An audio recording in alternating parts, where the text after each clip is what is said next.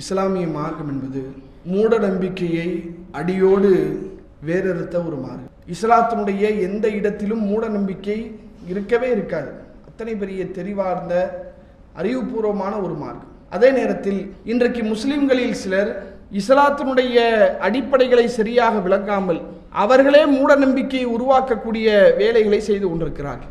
அதில் குறிப்பாக இந்த சஃபர் மாதம், பொதுவாக சஃபர் மாதத்திற்கு இன்னொரு பேர் என்னன்னா பீடை மாதம். பீடைன்னு சொன்னா எந்த நல்ல காரியம் செய்யக்கூடாது.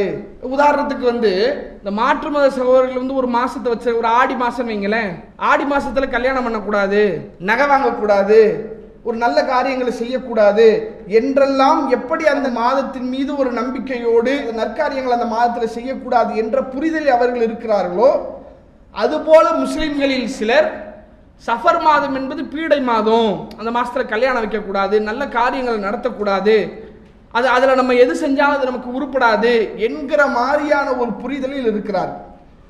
உண்மையிலேயே இஸ்லாத்தில் அது மாதிரி ஒரு நாளையோ ஒரு நேரத்தையோ நல்ல நேரம், நல்ல நாள், நல்ல மாதம் என்று ஏதாவது ஒரு இடத்துல சொல்லப்பட்டிருக்குதா? இஸ்லாத்தில் நல்ல நேரம் நல்ல மாதம்லாம் கிடையாது. உலகத்தில் ஒரு மனுஷன் ஒரு நொடியில பிறக்கிறான், அதே நொடியில பல கோடிக்கணக்கான நபர்கள் இறக்கத்தான் செய்யறான். இதுல யாருக்கு நல்ல நேரம், யாருக்கு கெட்ட நேரம்?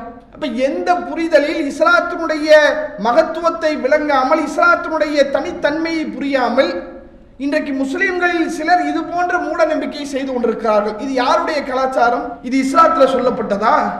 இது பிற மதத்தவருடைய கலாச்சாரம். நபிகளார் சொன்னார்கள், மன் தஷப்பஹ பிகௌமின் ஃபஹுவ மின்ஹும். யார் ஒரு சமுதாயத்தை காப்பியடிக்கிறார்களோ பின்பற்றுகிறார்களோ அவர்கள் அவர்களை சார்ந்தவர்கள். நீ யாரை சார்ந்தவன்? நீ தூதரை சார்ந்தவனா அல்லது நீ காப்பியடிக்கக்கூடிய அந்த சமூகத்தை சார்ந்தவனா? அவர்கள் ஒரு மாதத்தை பிடித்துக் கொண்டு அந்த மாதத்தில் நல்ல காரியங்கள் செய்யக்கூடாது, மீன் கறி சாப்பிடக்கூடாது என்று அவர்கள் பேசிக்கொண்டு இருப்பதை போல நீயும் பேசினால் நீ யார்?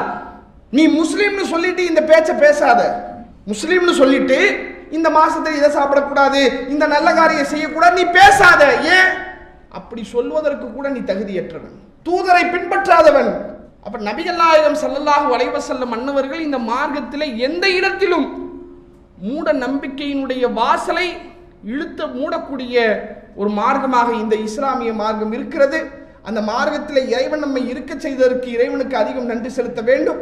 அதே நேரத்தில் இது போன்ற மூட நம்பிக்கையிலிருந்து நாமும் விலகி நம்முடைய சமூகத்தில் இருக்கக்கூடியவர்களை தெளிவுபடுத்தக்கூடிய வேலைகளையும் நாம் செய்ய வேண்டும் என்கிற தகவலை சொல்லி நிறைவு செய்கிறேன். வாஹிரு தஅவானா அல்ஹம்துலில்லாஹி ரப்பில் ஆலமீன். அஸ்ஸலாமு அலைக்கும்.